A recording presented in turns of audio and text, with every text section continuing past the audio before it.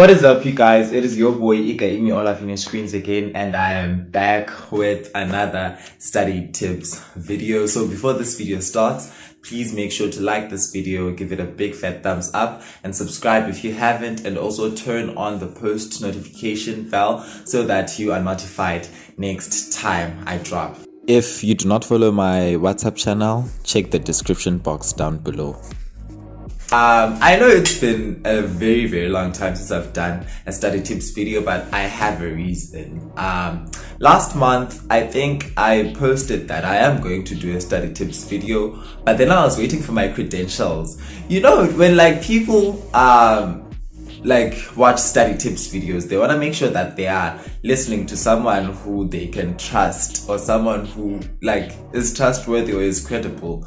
So I was basically waiting for my credentials, guys. As I was waiting for my credentials. I was waiting for my school to have the annual award ceremony so that I can show you guys, yeah, you're dealing with a proper source, man, a credible source. You get me? This video is basically going to be about last minute study tips to actually secure you a distinction and to save your grades. So before we get any further into this, last time you guys saw me, I was wearing this blazer, right? Okay. So basically at my school, when you're in the top 10, when you have an amazing average and have done well throughout the year, and when you have done well throughout the year, they basically embroider your blazer. So this is the blazer that I have right now. It's a fully embroidered blazer for academics, obviously. And another thing is that I got my certificates, well, amongst others, but I only chose to take the ones that were academics related. Basically, I do have the others, but I'm not going to show them in this video. So we have this too. Guys, the art ceremony was yesterday. No, today's Sunday. It was on Friday. So I still haven't bought frames for this. So this says first in accounting, first in life orientation, first in IsiXhosa home language, first in English file, and first in life sciences. Now while we're still there, I have revision notes for life sciences and first in life sciences. So basically, if you're in grade 11 and you want revision notes for life sciences, hit me up on Instagram. It is at @ika_email, and I'm going to share those with you. And first position, darling, first position. So those are basically my credentials before we get into this video. So let me get my tea, and you should get your notepad and your pen, and you should jot down these study tips to save your exams.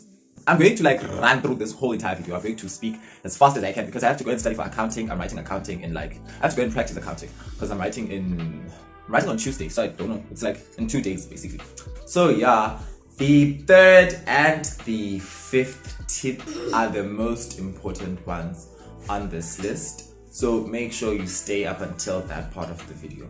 Okay, number one, you have to have a to-do list. Now, the reason why I'm saying have a to-do list instead of a study timetable is because these are last-minute study tips. And basically, we all know that 70% of us do not follow our study routines or our study timetables because basically, you just have a lot of things to do and sometimes you just procrastinate. So what I do is that I have a to-do list. So you will just know that, okay, I'm going to write down everything I need to do. I'm going to try and do as many things as I can. And this way, you will not feel overwhelmed. You will not feel underwhelmed. And you will see the progress that you are basically achieving throughout your study sessions. So basically, using a to-do list will limit your procrastination. 2, it will limit your distractions. And 3, it will basically make you accountable. Because you will see that, okay, if I ticked this off, ticked that off, and I haven't ticked these 2 off, I still need to do them. So that is how a to-do list is much more convenient. So the second tip is to limit your distractions. Guys, you should just limit your distractions as much as you can. Now, when you're going to study, how you're basically going to limit distractions, or how I limit distractions, is that when I go to my study desk, the first thing I'll do is to pray and ask for wisdom and ask for strength to get through that study session without any distractions.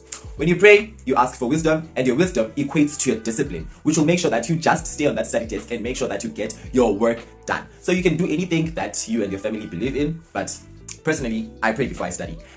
Now, tip number 3, which is one of the most important tips, is to do past papers, as many past papers as possible. And I've stressed this so much throughout my whole entire academia playlist videos that you need to do past papers. Guys, let me break this down to you. When you do past papers, or when you have a past paper in general, you have the paper that you're going to write.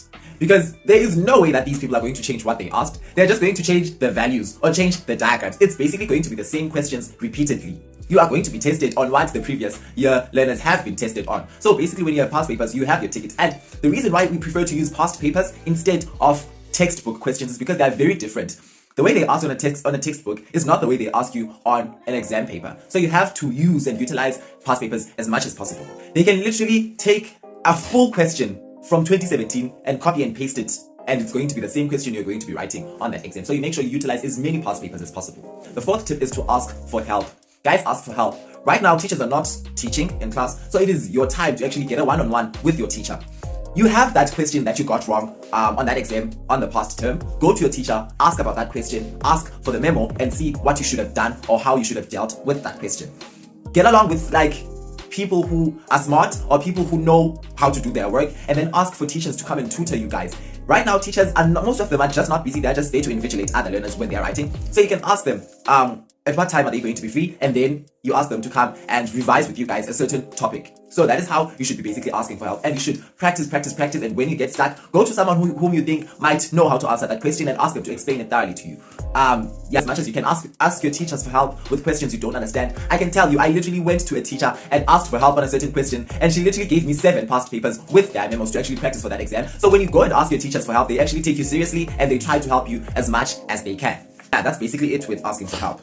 Now moving on to the 5th tip, which is to attend as many extra classes or as many tutoring lessons as you possibly can. As I've said, it is your responsibility to ask your teachers to come and revise with you guys certain topics that you feel like you have a difficult time understanding or interpreting. So you need to ask those teachers to come and teach you guys those topics. And if you hear people from another class, because at this time there are teachers who actually call their learners to come and revise a certain topic. So if you hear learners from another class saying that their teacher has asked them to come to school and revise Euclidean geometry, you should actually ask them to go with you. You should tag along and go to that class. You don't need to be in your class with your teacher. You should utilize as many resources as you can, and in this instance that would be a resource you need to utilize. So you should go to those tutoring lessons or to those extra classes so that you get to understand that topic even more thoroughly so that you can ace that exam. Now moving on to the things that you should avoid. Guys, number 1, you should avoid listening to headphones when practicing or listening to earphones. Now let me break this down to you. There's a difference between studying and practicing. When you're studying, you're going through the content, you're reviewing the work, and then when you're practicing, you're using past papers, you're using activities, you're just practicing the work.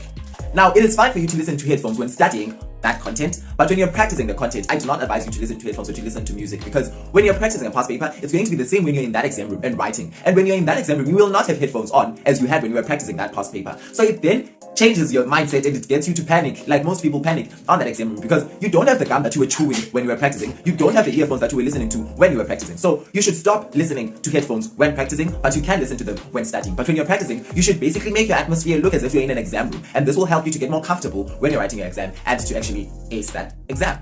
Yeah, I think we've reached the end of this video. Just to sum it all up, guys, you should know how to actually prioritize. Make sure that if it means you don't zula around with your friends, if it means you don't hang around with your friends more often, if it means you have to learn how to switch off your phone or delete social media, whatever measures you have to take, you just have to take them. These are final exams and you have to know how to ace them. And if you're in grade 11, if you're in grade 12, you just know how important these exams are. So with that being said, we've reached the end of this video. Please do make sure you've hit the like button and you've subscribed, and make sure to share this video to your friends, to your family, to your cousin, to anyone who you think needs to hear these tips. Make sure you share this video and you turn on the post notification bell so that you're notified next time I drop a video. And again, just a reminder, if you want revision notes for life sciences, do make sure to go follow me on Instagram and then proceed to DM me so that I can send you the revision notes that I've done.